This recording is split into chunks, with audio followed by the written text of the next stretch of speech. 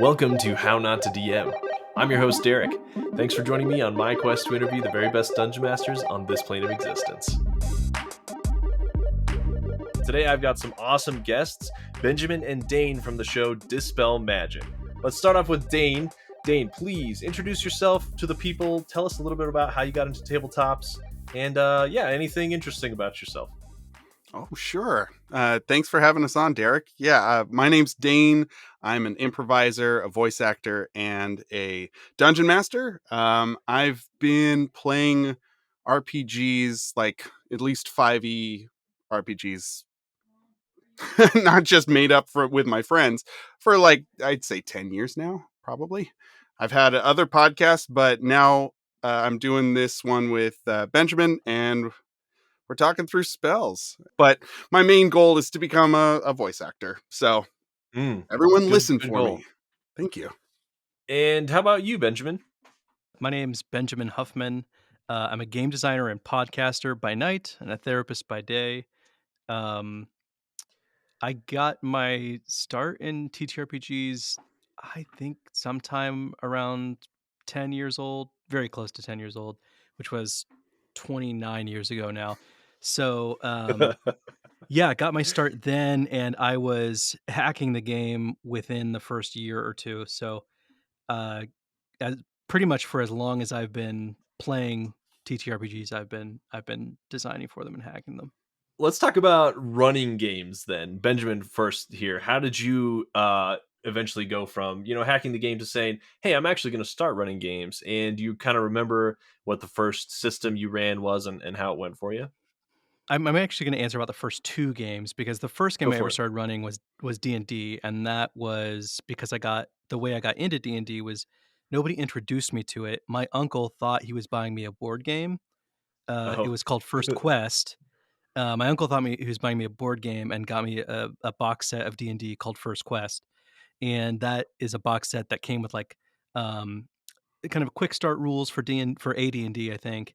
And then also like a CD of like a wizard talking to you in a tavern or something. That's amazing.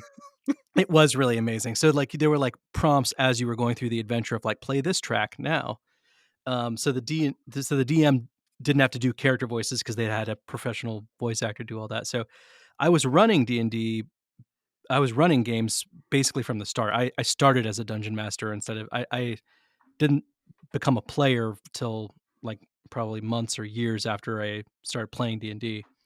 But then I joined a regular weekly gaming group when I started going to this game store, and we played Rollmaster, and I kind of idolized the DM of that game, and he took me under his wing, and even though he was like in his mid to late 60s and I was not even a teenager yet, he was encouraging me to run a game for the rest of them. And I think that kind of, especially because of how much I admired him, it really solidified that like that was my seat at the table. The dungeon master seat was my seat. That's awesome. Yeah, it's shout out to all those mentors out there who weren't trying to kill you or whatever, and we're encouraging you to pursue your hobbies and interests.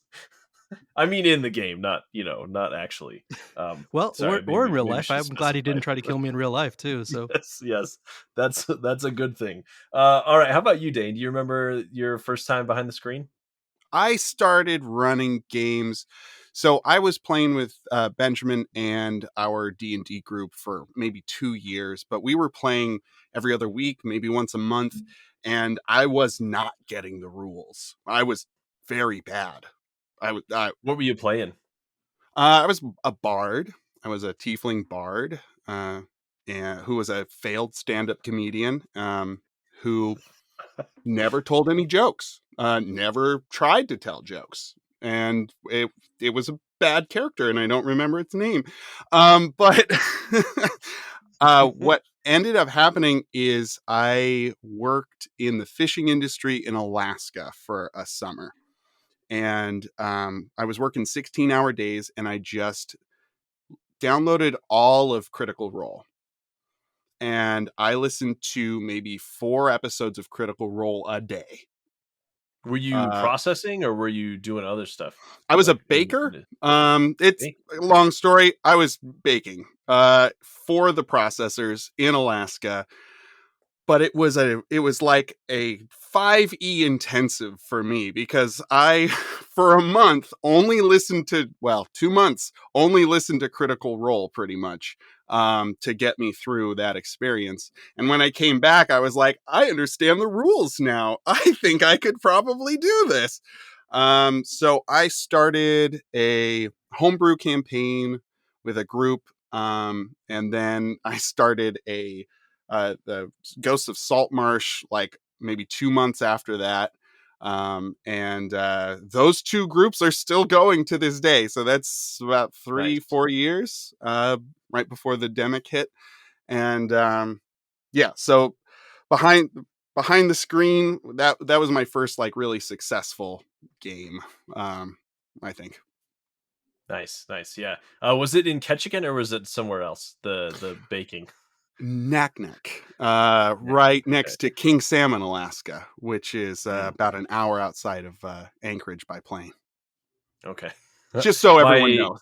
my mom has cousins who live in Ketchikan and Oh, they okay. own a deep sea fishing business. So Oh, wow. yeah. No, this was just salmon and just for Hmm. the summer. Yeah. And I was maybe the nerdiest person there. Nobody understood what I was talking about when I tried to talk to them about almost anything.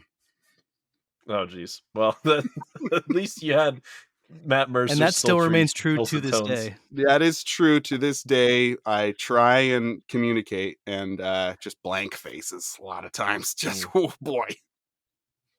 Polite All nods. right. So what I love focusing on or getting down to the root of on the show is the mistakes that you feel like you've made while running games and the lessons to be learned so that, all of us listening can avoid making those same mistakes ourselves. So we'll start with Benjamin. What do you feel like are some of the big mistakes or problems or things that have come up while you've been running games and what you feel like, were the lessons that you learned from those mistakes so that it made you better. I think the mistake I've most consistently made is introducing Deck of Many Things to a game. Mm. Because every time I'm like, "Oh, it would be so fun. It's chaotic. It's so cool." And then you do it and like one person dies, one person becomes a god, and everybody else either like loses everything that they cared about for the character or their character is transformed into a totally new thing. And it's just like, why did I Guaranteed do one this? death and one Yeah. god.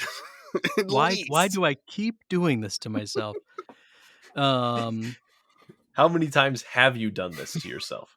At least 3. At Yeah. least 3. Okay. But I would say every time it has been the last session of that campaign. Every time I've The had Really? death nail. the deck of many things come into a campaign, that was the last session of the campaign. It's just not a good thing. It's a And we bad thing. we tried to do Deck of Many Things on our podcast where we talked through the Uh-huh. logical end, and generally it's everything's done. Like nothing, you can't keep going after it. So yeah. Yeah, I just listened to the finale of my friend's show. The show's called Knocked Prone. Shout out to Cade. He was my very first guest on my show. But he in the very last episode, he had one of his players pull from the deck to try to resurrect their friend who had fallen in the final combat. Don't And it do it. worked Don't after do it. like pulling 3 cards. He What? lost a bunch of intelligence, and then he did something else. Oh, he gained what's the one where you like gain a follower anyway, and then Yeah. he pulled one where he could get a wish and resurrect the fallen comrade. But that's Clutch. kind of like that's like the best case scenario I can think Yeah. of using it, right? Yes. That's I'm not amazing really that it surprised worked out though that at it all. ended. Yeah. But I'm not surprised, I guess, is what I'm saying, Benjamin, that like all three of those kind of ended with that, unfortunately. Yeah. Yeah, I mean, it's the kind of magic item that I think it's weird that it's iconic because I can't Mm, imagine it ever the number of times it's implemented in a game where it actually improves the game at all has to be vanishingly small. Has to be like yeah. 1% of games has it ever been introduced in. where it made the game better or didn't destroy the game completely.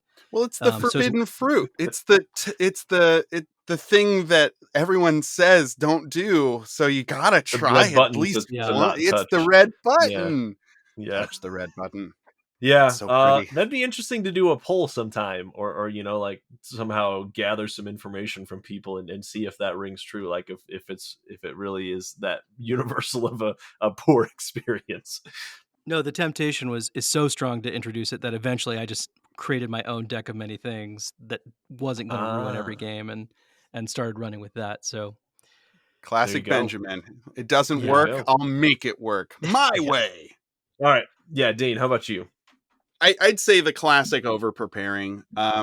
There was a particular game that I set up this whole underground mine motorcycle race, and I used What game was this? This was a 5e game, but I Okay. used mechanics from a board game. I think it was a F1 racing board game. I can't some car racing game. And I was super jazzed on it, and I made this whole map, and I was like, this is going to happen, and then this is going to happen, and then they're going to get caved in, and then they're going to have to solve this cool puzzle where they have to do this with this statue and put these rubies in this place, and they're going to have to battle a purple worm while they're solving the puzzle, and the puzzle people will be happy with the puzzle, and then battle people will be happy with the battle. They just didn't do any of the things that I wanted. They didn't want to do the puzzle. One person started doing the puzzle because they could see I was disappointed. And then one person, they felt bad. So they're like, okay, I'll do Dane's puzzle, I guess. And then one person was like, well, I can just get through this boulder with my spells because I've got magic. And me being a bad DM didn't know what spells they had. So he's just like, I just do it and I get out, and I'm like, no, it's a magic boulder. That boulder can't with that one. That one's not going to do it. Sorry. And he's like, I don't understand why not. Is it the same rock as everything else? And yeah, it is, but it's magic rock now. And it was embarrassing. And I put my pride before gameplay. I created this whole thing and I wanted to see it done, and I just kept choo-choo railroading them right into a wall of not fun.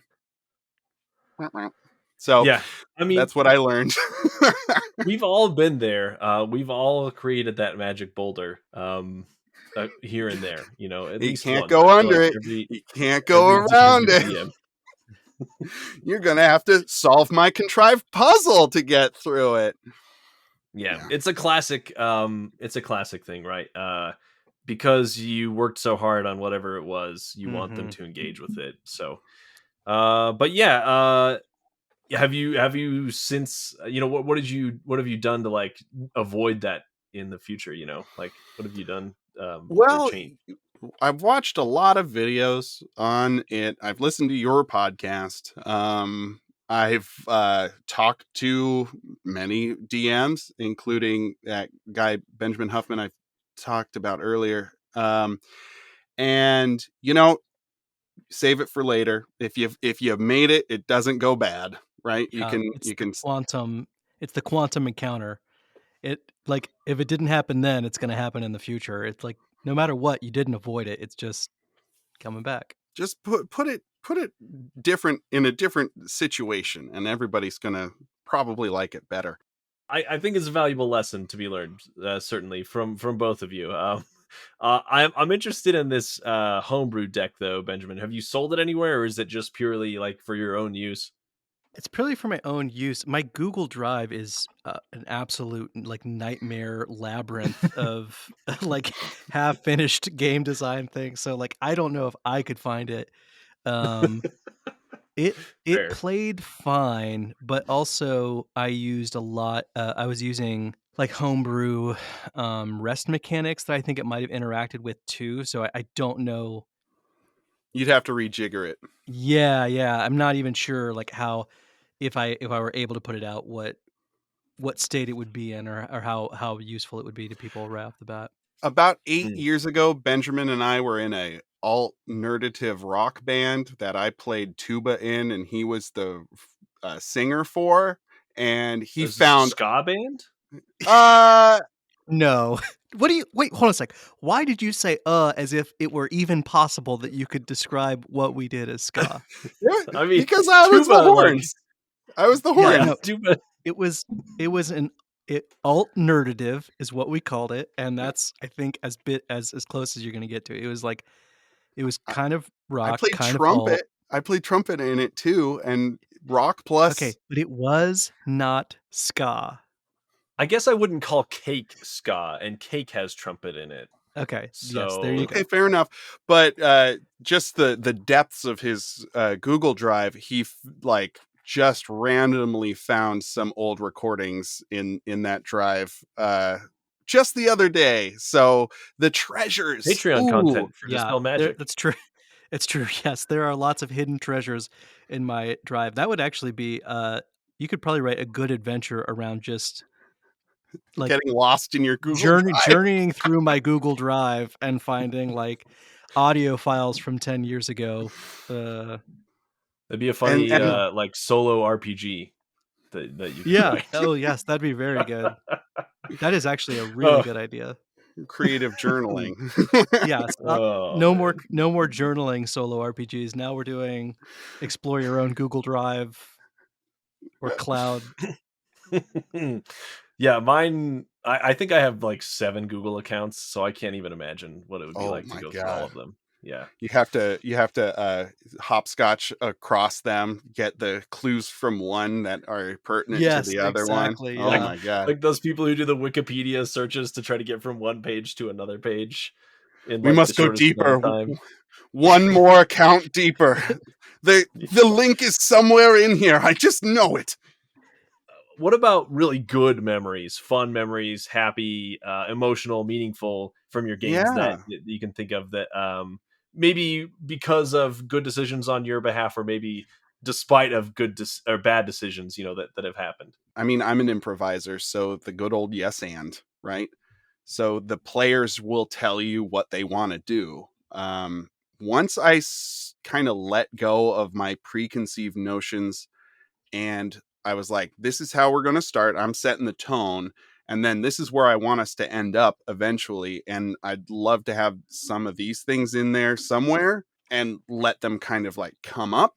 But just yes anding. I remember one really great session I was running. Benjamin actually wrote a module called The Keep of the Kobold Queen. Is that what it's called, Benjamin? Mm-hmm. Yeah. Yeah, that's right. And there's a great tavern in this module with a great menu and like the different uh, food items do cool effects. So like the players were getting into that. And the bard was like, I'd like to play for the tavern, obviously.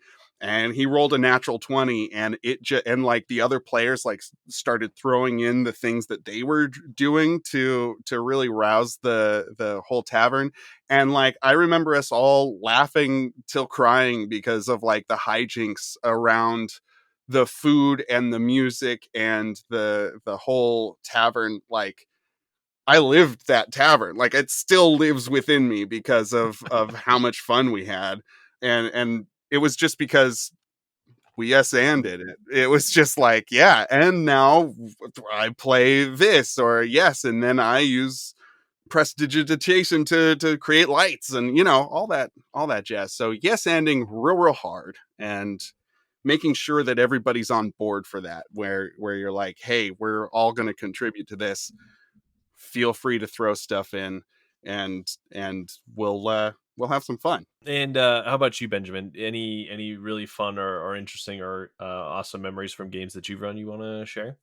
I run a very consistent type of game, and one of my players once said that it's not a Benjamin game unless you kill God at the end, and that's pretty much true. I like to take games where characters start at the periphery of the action. They're starting like in the mundane muck of the setting, and then they go to like by the end they're replacing the kind of central figures of the setting and doing and kind of recreating the world in their own image. And there was a game I ran where there was a player who really played along very well with me. He was always willing to do the dumb thing that was going to make the plot that much more interesting. So of course, when there was a morally ambiguous vampire willing to like turn them into vampires, he was like, "Sure, yeah, I'll do that." So so he became a vampire, and then Count me he in, he said. yes. So he's a okay, Oh, very good. no. Yes, thank you. For the Sesame Street fans out there, just Blah, blah. I um want to play your game. but so that happened. So I guess this is maybe slightly not what I was talking about, but it's the stacking set of circumstances. So he chooses to allow himself to become a vampire. And then they're in a fight on a ghost ship, and a ghost possesses the barbarian in the party, and the barbarian has a vorpal sword, and she beheads the warlock vampire character. Yeah. And uh but the party keeps his head in case they can somehow bring him back to life. Um they can't bring him back to life, but they break into the Wizard Illuminati headquarters, and they find their kind of like AI creation device and are able to kind of upload their friend into this AI device so that he's now a vampiric robot thing that can virally recreate itself and other people. And that is what I love, is when like stacking situations get completely out of hand until you've got a player character who's a viral vampiric intelligence that can like infect other people with his mind until he's just this like massive hive mind of like robots and people Amazing. and artificial intelligence. And I love it. I love it. And now, of course, I use that character in other settings because it's so Mm. fun to have this viral vampiric AI thing running around. Like it's cool, and I know a lot about it, and people probably think I spent time developing that character. I spent zero time developing that character because it's just a really awesome character that organically developed in a different game. That's a great set piece in any game. Yeah, it's like only in a role-playing game would something like this be created, right? Mhm. Like only only in this situation where you've created a bunch of distinct ideas and then someone comes in and puts them all together, and now you've got this crazy amalgamation that you get to use in the future. Yeah, it's funny how it works, but it's so fun at the same time. Welcome to Quickfire Chaos!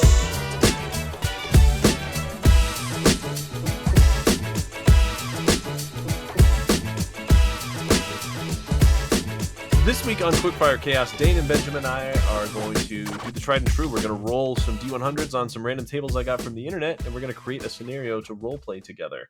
57. A local cult of demon worshippers have recently been seen helping the community, feeding the homeless and housing the poor. The city boy. guard is sure they're up to no good, but can't prove it. Now let's build that NPC. So first table is the voice description. You're going to have a lot of fun with this one, Dane. So let's get Great. that next D100 roll. 14. You can hear their smile in their words. Although they're a stranger to you, they speak to you with the easy familiarity of a friend. Next is the NPC personality trait. 75. Over emotional, excessively or abnormally emotional, sensitive about themselves and others, more so than the average person. Interesting how those stack. Last but not least, their job they perform in this city. 74. A wizard. Okay, easy, straightforward. Hedge mage. I will play I mean, it's got to be like a paladin or cleric, right? Some sort of holy type. Uh, you know, white cape, prominently displayed religious symbol, and long flowing hair, and winning smile. Everything that you want out of your holy person in a fantasy setting. Dane, I'm ready. Take it All right. away. Set the scene. Tell me where I'm Sure. at and what I see. So you are walking through the city streets. The cobblestones are glistening with some sort of moisture. It's probably around dusk, and Okay. the lights are just being lit. So there's like a soft glow, golden glow.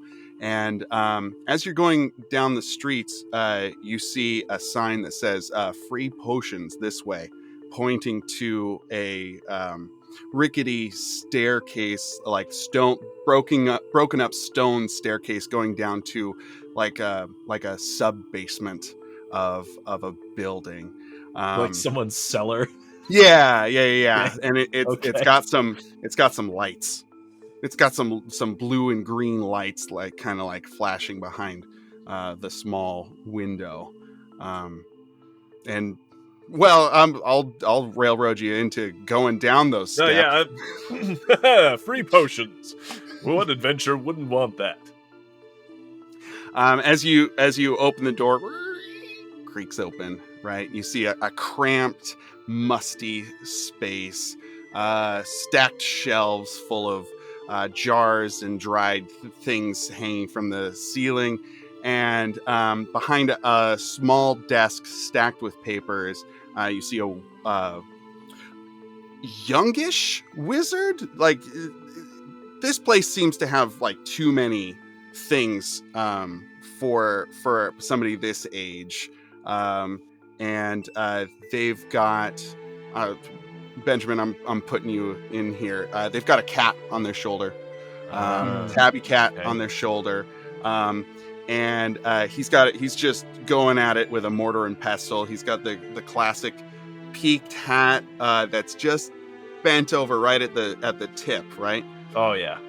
And he's got a patchy little fledgling beard at the end of his chin, and he looks up with bright eyes and says, hello, you've come for the free potions, right? Oh yes, I have. What can I call you, friend? Geronimus, the potion maker, seller. I do magic. Great to make your acquaintance. Please tell me what is the what about these free potions? Is there a catch of some sort? And I kind of give you like a smile, like, what's the catch, friend? Oh, traveler,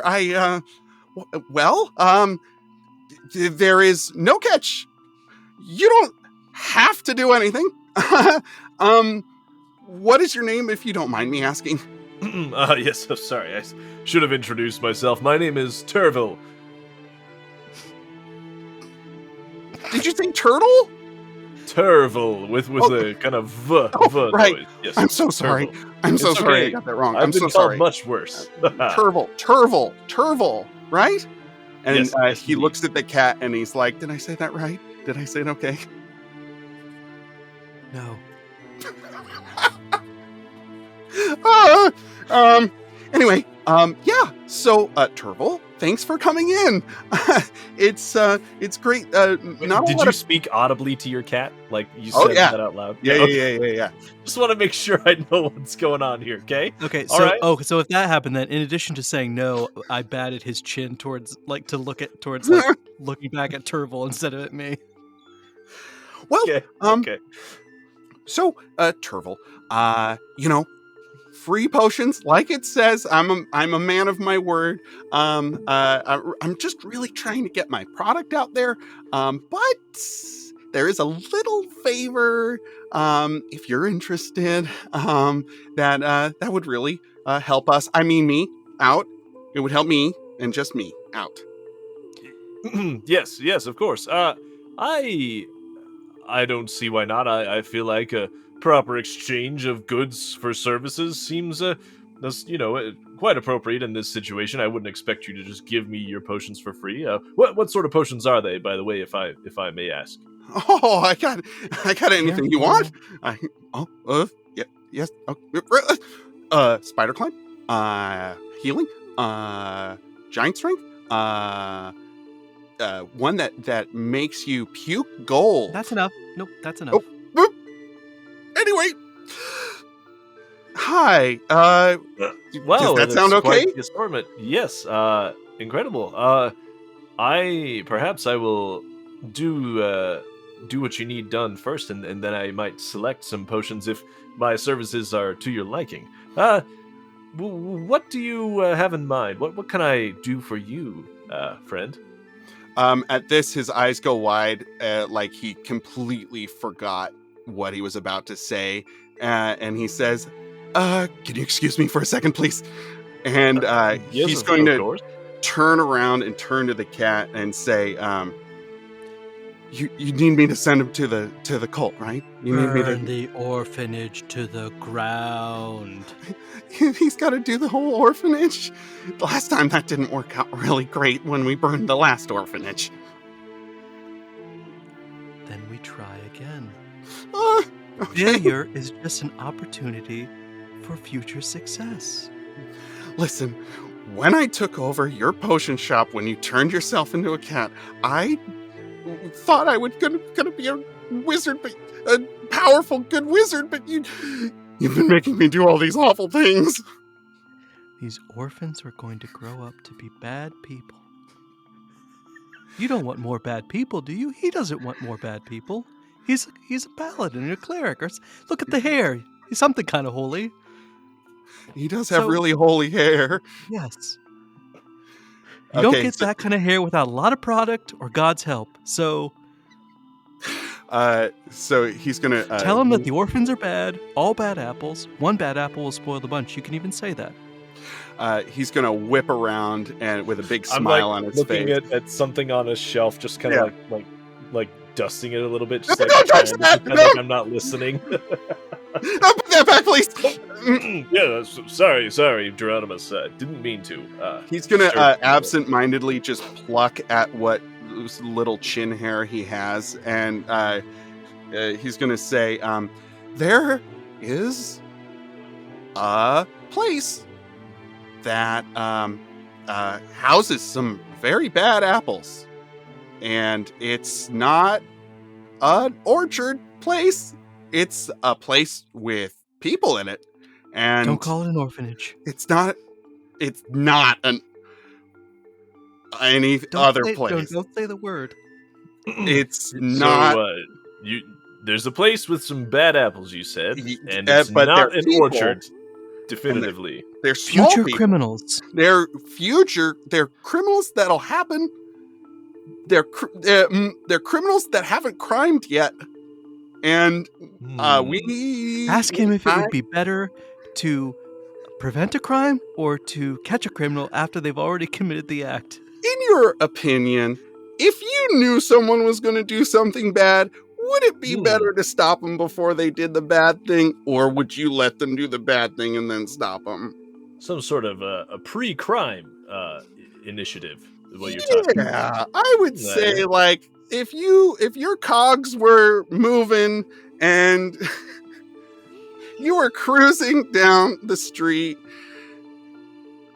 I would say that you've got a beautiful halo of hair, by the way. Boy, thank you. I'm not sure that I would condemn a person who hasn't committed a crime yet, but please just direct me to this building, and perhaps these I can tiny go people make are a decision. feral. Okay, they're feral.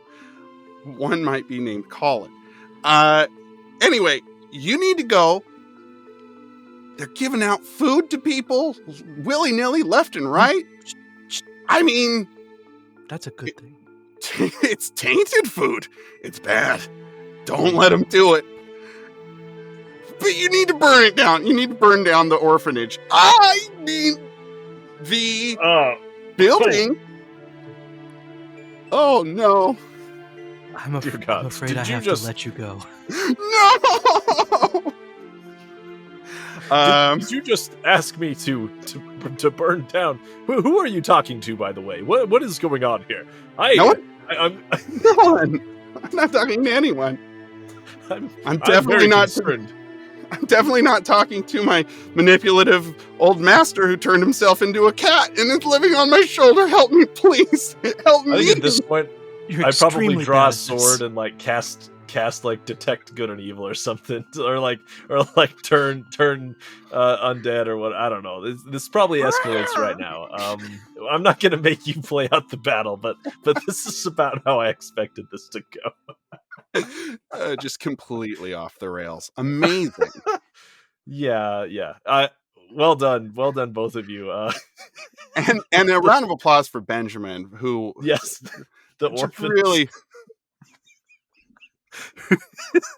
who are Yeah, going to did make commit you ask crimes for in the the worst future. possible thing, but you know, Oh, the okay. greater good. The greater. the greater good. Classic I love Paladin conundrum. Do I burn down the orphanage? Yeah, if I know they're all Yeah. going to become part of the Thieves Guild in the future. That's Yeah, right. it's a great It's question. just They're a all going to be funnel. rogues. Yeah, It's a funnel to the Thieves Guild. We all know it. Nobody's saying it. We need to talk about this. in every game, there's a Thieves Guild that feeds off of an orphanage. That's true. Just, That's it's just how 100% it true. is. Yeah. Oh, I love the precog and the Tom Cruise joke too. That was Yes. well done. I'm glad you picked up what I was Oh putting yeah. out No, there. I got it. Let's jump into Dispel Magic. And we'll start with Benjamin. Where did the idea come from? You know, how did you get the show started, and how do you feel like it is going so far? You know, is it accomplishing what you set out to accomplish? Has it changed a lot from your original vision? That kind of thing. Well, in most ways, it's pretty close to my original vision. My original idea was just to take it every episode, discuss one spell, and really think through, if this spell exists, what does a world look like where this spell exists? What I think has been added that has really improved the quality of the show is that we've changed the format slightly, in that we now do like a mid show commercial that features Dane's voice acting, Hey. and introduces, or rather solidifies, the levity, because I think I am somebody who can come across as analytical, or maybe Dry. intellectualized, dry, whatever else. But this is all as silly as it is anything else. And so I think that the evolution into that mid show like fake commercial for like a product related to whatever spell or whatever we're talking about, that's really good, because I want to it's a helpful reminder to our listeners and to me that as that we're taking something very that at its core is ridiculous very seriously, and Yeah. that has always been kind of part of the premise of the show, is that you take something that at its core is silly, you take it very seriously, and you think about it really seriously. And And it I've just always gets sillier. It just Yeah. keeps getting sillier. It does. I've always enjoyed taking silly things very seriously, but I think I have a hard time communicating that I understand that it's silly. So that change to that change in the show, I think, has been my favorite change. It has been good. It's always fun to hear what Dane has cooked up. Some of them are just so ridiculous, but I love like the earnest like da-da-da-da-da delivery, like, you know, exactly how you expect commercials to sound. It's always Yeah. hilarious. How about you, Dane? As far as like, you know, putting the show together from the start, you know, how do you feel like it's going? Well, yeah, I have a history of podcasting. I did a Would You Rather podcast for about 7 years that Yeah. never really took off. I think Benjamin brought me in not only because we've known each other a while, but you know, I bring the technical expertise in, I edit the show, I deal with the recordings, and I publish it, and so that's been a learning experience. But the difference between my Would You Rather podcast and Dispel Magic, I think, in my opinion, what makes a successful podcast is, one, you're talking about a niche thing. You need to talk about one thing. You need to have a goal for the podcast, right? Yeah. Because if you don't, you need to be famous, because people need to know who you are, right? Or And they'll listen to you no matter what you're talking about, right? exactly. Yeah. I mean, Smartless, those guys are hilarious. And if it was just three schmoes talking about hilarious things and nobody knew who they were, nobody would listen, right? Or you're very, very good at marketing. So, we are not very good at marketing. But Benjamin has made a name for himself with the Pugilist class and Sterling Vermin, and I think a lot of people gravitate towards that, and then they stay for the analysis and the jokes. I mean, we try we do try and keep it light. But I had something else. I want to push against the idea that that your primary contribution is technical, because I think I do think I have a very severe persona, you could say. No, yeah, that's what I was going to go into next. Yeah, I think both that, both as a creative, but also as a person, I do kind of have a severe persona, and I really do need someone with a lot of levity to serve as a foil to me. I know Benjamin well, and I think we have very different ways of thinking, but we like thinking about the same things. So when he brings up an idea, I can kind of out of the box it and riff on it, which leads him to a new realm that he hadn't considered before, that he can break down in a more consumable way. Because I get abstract, he gets concrete, and at the end of the day, we get watchdog birds and whales pulling ships and infinite hell loops and all sorts of shenanigans in the show, and it's been a blast. Yeah, and I think that the fact that you two have known each other for so long just adds to the show, because you have that chemistry and that understanding of how each other thinks, and you can play off each other, and it just makes it that much more fun. So yeah, it definitely it works. And it's a lot of fun to sit there and think about it along with you. When each episode, I'm always listening and saying, "Oh, I didn't think about that. Oh, I didn't think about that." Or I had thought about it but I would have done it this way. But it's just a fun brain exercise for your listeners too. Lately, there's been someone who's chimed in on your Discord who's just started listening, and they've had a bunch of thoughts about each episode, and it's just, I don't know, it's just there's so many different ways you can interpret stuff, and it's always fun to see what people come up with, right? So I feel like that's a good thing. Each of your episodes is about a half an hour, but you could realistically talk about each of the your show topics for much longer than that if you wanted to. And just the fact that people are still coming up with other ways of interpreting the spells that we hadn't thought of, and putting that on the YouTube, putting that in the Discord. My favorite one is definitely, the most surprising one we did was Magic Mouth, and the number of crazy things that can happen with such a simple, seemingly innocuous spell. Yeah, the whole creating a computer that was just I would have never in a million years thought of that, but just have a room of sand, and each one can say 1 or 0. I guess I don't know how computers work, or magnets. Well, it's better than that, because a computer has to speak in binary, but Magic Mouth can speak in whole words, whole sentences. Yeah. And it's moving at the speed of light. So instantaneous. Oh yeah. For those of you who are unsure about what we're talking about, it sounds like you need to go listen to some Dispel Magic episodes and figure it out for yourself. All right. So Dane, you mentioned you've done another show. Any big differences? I mean, other than like the obvious topic differences, what has it been pretty different to be on a show where you're like kind of preparing notes and talking about a specific thing versus like a would you rather or improv, that that kind of thing. What are the main Cutting down differences?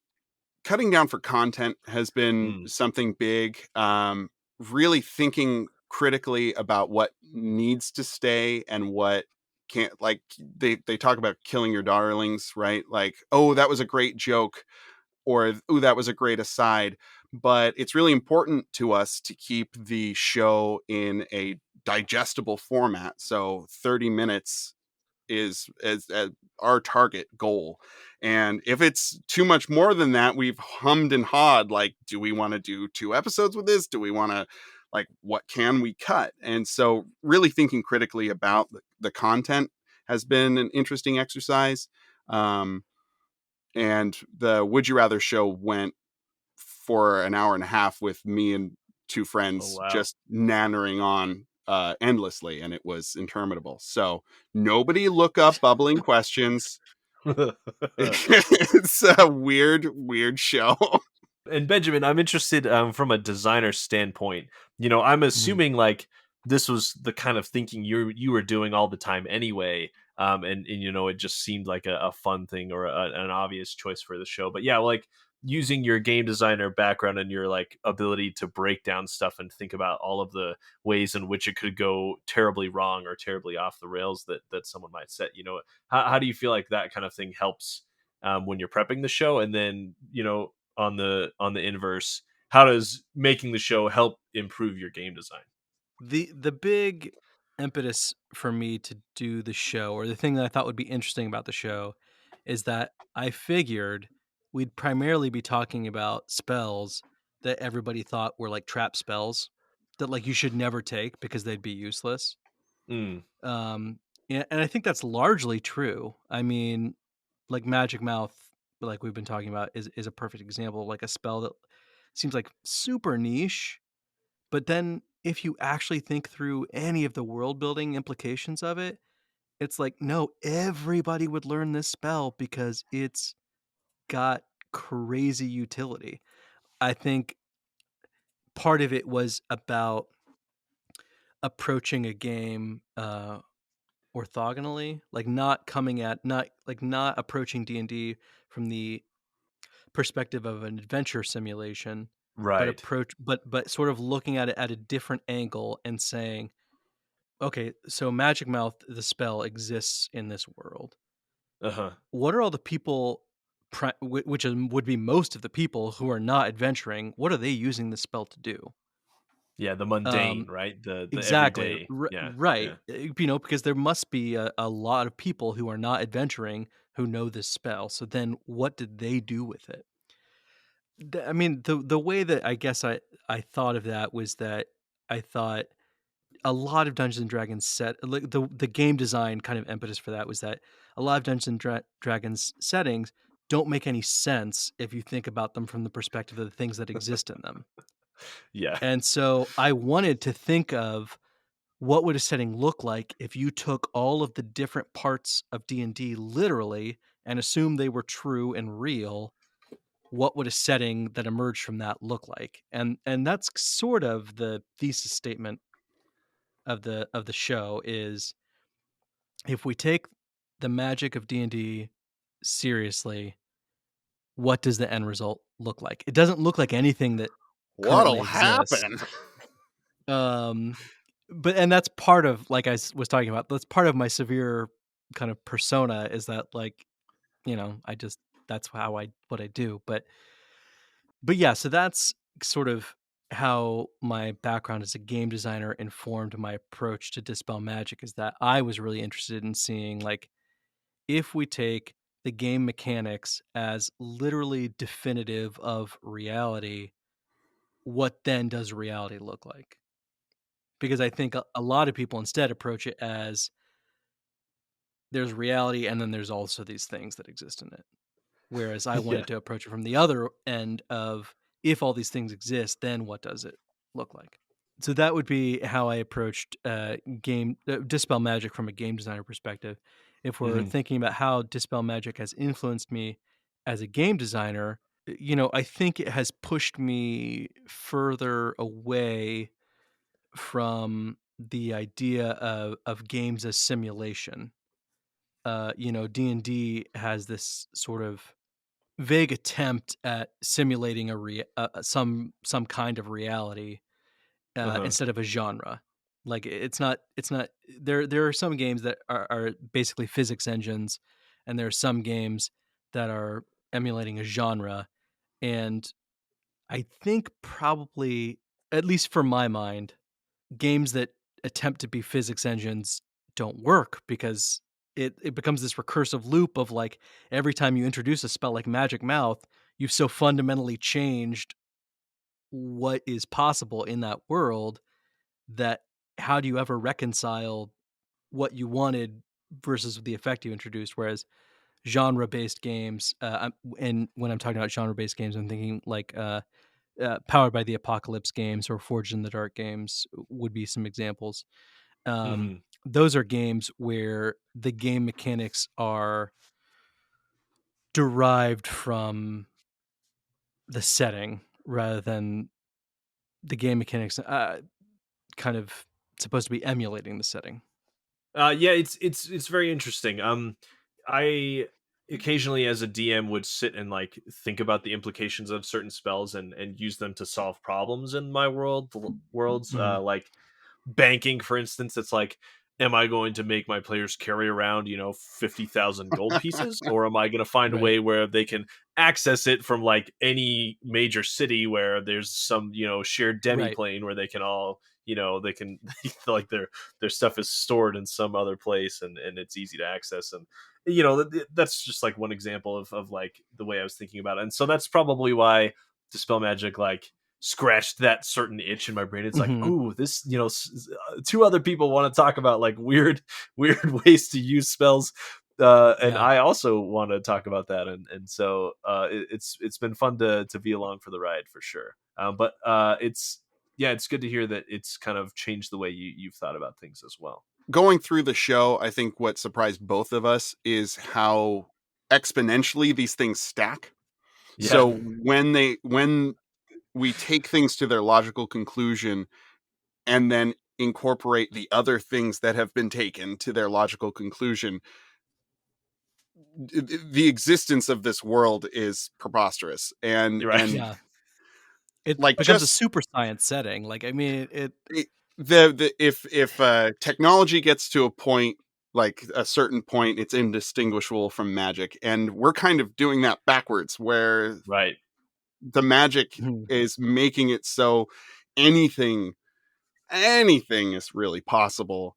um Case in point, the fabricate episode that we did, that was a really difficult episode for us. We had a really hard time wrapping our heads, how would fabricate in the way that it is described impact the world? And we came to the conclusion that it would completely break the world. After all, there we came to this point where it's like, no, fabricate is undoing everything we thought we knew about it. And it was, yeah, that epiphany, like in conjunction with the other spells, was it was pretty wild.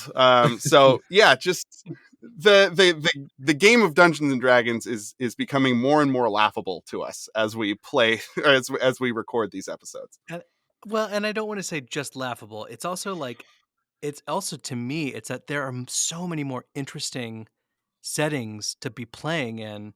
Like if you want to play Dungeons and Dragons, great, but then, like, let's really have fun with it then, because there are some, like, super exciting, cool things that these spells facilitate that is just don't exist in D&D settings. And it's like, But why they would could, they not? but they Because could. there's yeah, because they're very, very cool. And I think Eberron is probably the closest Mm, D&D setting to taking yeah. the implications of D&D's mechanics seriously. But obviously that's a couple edition it was created a couple editions ago, and maybe it Yeah. was that, maybe it was the Dispel Magic of third edition, but by this time there's been enough drift that that there's something that maybe could take fifth edition and whatever ultimately one D&D is going to be called. Well, Take let's not speak of that. Yeah, That's a we whole won't nother. get into that. We go one D&D It's making me think OGL. though. It'd be interesting to know the origins of the spells. So maybe that's something you add to your future episodes. Like, hey, this spell Ooh. came from this edition, and I don't know if you have to like cover all of the changes or whatever, but that could like at least give some context to people about when and why it was created. You know, there's a bunch that are from the original edition that are named after characters like Tensor's floating disc or whatever, right? But anyway, yeah. Cool. All right. So I'd love to hear from you two what your parting kind of words of wisdom or encouragement or advice are for folks out there who are, for you, Benjamin, designing games and running games. And then for you, Dane, I'd like to hear about your advice to people who are running games and then also who are like trying to pursue some other kind of creative hobby. You're specifically being voice acting, but you know, the general advice you got for those folks. So we'll start with Dane. Don't sweat the details so much. Have a start, have where you want people to end, and then if you've got moments that you want to create throughout, then fit them in where you can. But yes, and don't be afraid to get silly. Don't be afraid of like where it's going to go, because if you're all having fun, that's the point. Yeah. In terms of creative pursuits, you just got to start. Don't be afraid of failing, because you will. You're going to fail. I failed for 7 years doing a podcast that didn't go anywhere. But I had a blast doing it, and I learned a lot of stuff from it. And, you know, the voice acting thing, it's a war of attrition. You just keep auditioning and you keep putting yourself out there, and every experience that you have with it is just practice for quote unquote the real thing.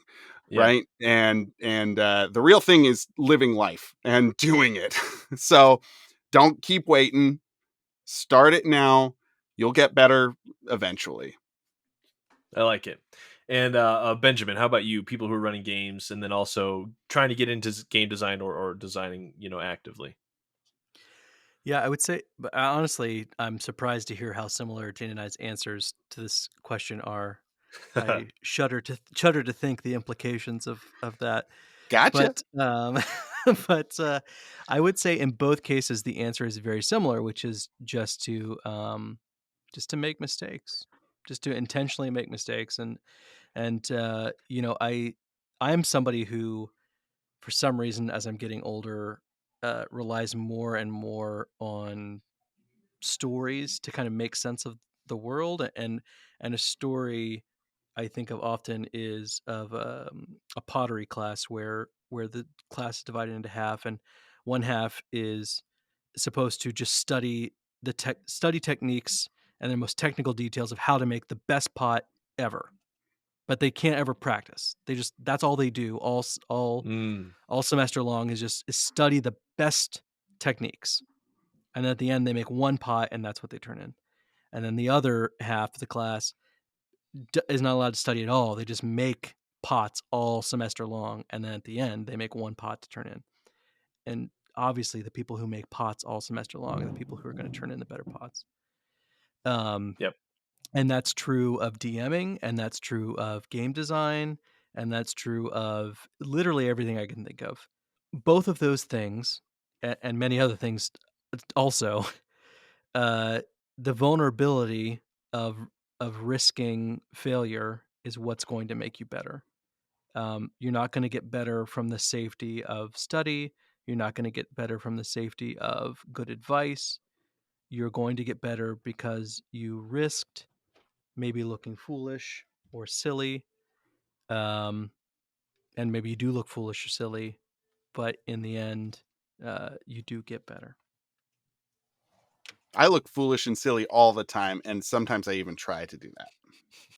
I appreciate both your advice there. I know it definitely isn't easy to be vulnerable all the time, but to Benjamin's point, putting yourself out there, putting your work out there, it feels scary, especially if it's your first time trying something. But most people, especially if it's small and it's your first attempt, most people are going to be pretty understanding. If they're not, then you can ignore those people. There's going to be people who give you good faith criticism and bad faith criticism too, and it's easy to tell the difference. So um, I love the analogy of the pottery class too. I'm gonna steal that and use it in the future. But yeah, I appreciate you both for coming on and chatting about Dispel Magic and about running games. To wrap it up here, let's start off with Dane. If you could tell us about upcoming projects you've got, or other projects that you're working on, and then where people can find you online. Sure. So I'm on the podcast Dispel Magic with Benjamin Huffman. Search for us anywhere you get your podcasts. That's probably the thing that we're going to be starting back up in January. Uh-huh. So we're getting ready to be recording our next season for that. I'm also on an actual play stream with Quests and Chaos. We're playing Call of Cthulhu Horror on the Orient Express, where I'm playing just the most ridiculous dandy rich boy who loves polo, and I'm having a blast with that. What's the story been like? Has the murder happened? What? Give us a little taste. Well, at this point, we've only streamed once, Right. so we haven't even gotten on the train. Oh, okay. But a lot of sword canes have been bought by another character, and Sword canes. if you're in 1920s London, you gotta buy a Gotta, sword cane, and you you gotta gotta. buy it in bulk. So hats off to my fellow players for that one. But if you want to find me on the internet at large, I go by Dane and Danger, all one word. You can find my voice acting work there. You can find our podcast here. You can find my old podcast. Watch out. It's a doozy. But yeah, look me up, Dane and Danger. All right. How about you, Benjamin? Any projects you're working on right now you can tell us about, and yeah, where can people find you and your work? Well, similar to Dane, you can find me at the Dispel Magic podcast, which on social media is variously known as Dispel Magic Pod, Dispel Magic Podcast. So, search. But then all of my game design is primarily filtered out through my Patreon. So, which is under the name Sterling Vermin. And that I release monthly content for Dungeons and Dragons 5th edition. That will transition to whatever they end up calling 1D&D. And I am still releasing new classes. I released the Thaumaturge earlier this year, the Zephyr very recently, and I'm now working on the Anointed, which is my take on basically the video game Hades or Hades and Exalted, kind of putting those two concepts into D&D. So children of the gods. So when you play an Anointed, you're playing a child of the gods. Yeah, and most of the powers are themed around Greek gods, but there will be ideas for how to expand that. Yeah, and then I'm also developing my first original game, which is, publicly available original tabletop game. There's actually a Who lot of knows what's in caveats. that? A Who lot of knows what's in caveats that? Google Drive. in that.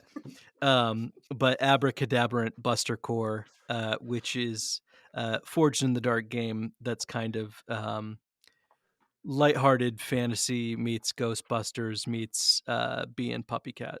So All I'm right. really excited about that. Yeah, It's a lot of fun. I've played it. Yeah, that's something that has evolved a lot and quickly, and I'm excited to see where it goes. And I'm also excited to kind of dip my toes into the world outside of D&D as a game designer.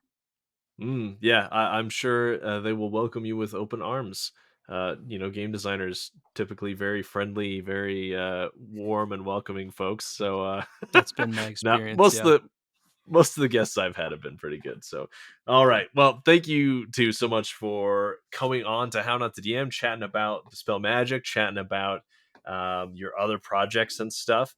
And thank you again for having me on Dispel Magic earlier this year. That was a ton of fun too. After listening to the first episode, like I said, I was like, "Oh, this is great! I want to be on this show." So thanks for making that Derek. happen. Thank you. But yeah, have a great holiday season, you two, and I'm really excited for the upcoming stuff to come in 2024. More Dispel Magic. Thank you so much for having us. Thanks, Derek.